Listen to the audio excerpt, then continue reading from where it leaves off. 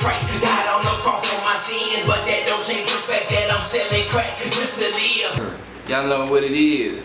It's Pyrexx. If y'all don't know my name, man, you know, look it up. Yeah, Pyrexx coming from the gut, I'll make you more. Tre9. These streets are calling me, looks good to me. Feel like I'm living number days. My days are numbered. Oh, I'm trying hard to do what's right. Can I win this fight? Can you teach me your way? Teach me your ways, Lord. I need you. I'm gonna take these glasses off. I'm gonna tell y'all a little story real quick, man. I was doing time on a 10-year sentence. I'm in Clemens unit, going to child, and I see this poster, and it was some music thing coming to our unit. I was like, music thing, you know. So, you know, we all had a little competition in jail, in Thailand, Muslim classes. We did our little rapping and everything, so we didn't know what it was about. I went and did a prison revival event with Mike Barber, Prison Ministries, my boy Brandon Barber. There was this one dude on there, he was a slim white dude that had blonde hair. Blonde, little spikes. I don't know, you remember that picture? Yeah, I did. Yeah, so I seen this dude, I'm like, man, who is this cracker? You know what I'm saying? Like, man, so, you know, we all thought it was a joke. And he said his name was Pyrexx, and he rapped with ABN, Trade the Truth, and I said, cool, we'll come to the chapel, come down to the service and check us out. And so he came down. We go to the first thing. It was a 3-day concert. Saw him there, had a chance to perform for him and probably 400 other guys. And we end up, man, and they got to going. And when I say they got to going, man, they touched me. And afterwards we took a picture, and I just felt in my spirit like I needed to stay in touch with this guy. And I wrote him, and just, you know, something informal. And then he wrote me back and expressed how he was angry with God because of his mom dying while he was in prison. When I lost my mom, you know, I blamed homie for a long time. Probably till the time I met Tre9. Just wrote him back, and I was saying, man, God takes no pleasure in the death of anyone, that this is the work of the enemy. This is what the enemy does. And I just told him, you should be mad at the devil. You should be mad at Satan, because he's the one that does that kind of stuff. Tries to wreck people's lives and get people angry and upset with God.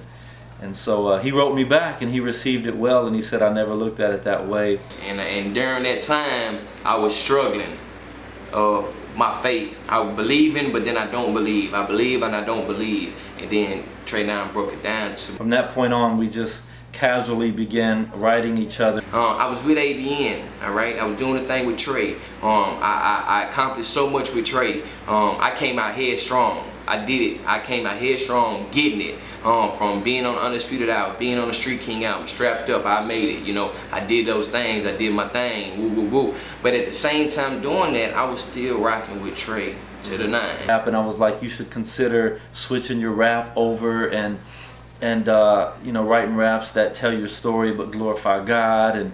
And I said, I hope when you get out that you'll connect with me, and I can kind of show you how God can use you on this end in hip hop. When I got out, Tre9, you know, he opened arms.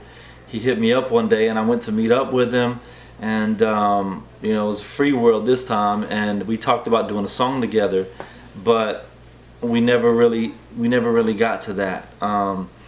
I felt like there wasn't a connection yet for doing a song. Me and Tre9 has done a lot. I've been with him going to church, been with him at Groot Home talking to children, been with him talking to a high school with Bun B and a couple other cats was there, and that girl was there. I've been through a lot. Me and Tre9 have talked, and he's trying to keep God in my heart. You know, what is the struggle? Why is it so hard to leave the streets alone? Why do they, you know, keep wrapping you up instead of letting God wrap you up? I got locked up again. I'm in the struggle, and he's like, what's happening? And I just, you know, I was just like, God, how can we tell this story so people can understand where cats from the street come from who claimed to still know God and be a Christian. And so I said, you know, I knew Pyrexx, he was, you know, following his music career, and it was in the mainstream market. It wasn't Christian hip hop or nothing like that. And I asked him, I said, bro, I want to do a song with you, but can we do a song where you speak the honest truth about how the streets keep pulling you back and why you won't just come all the way and 100% give your life to God and let him lead you, let him, you know, use your music for his glory? And he said, word, let's do it.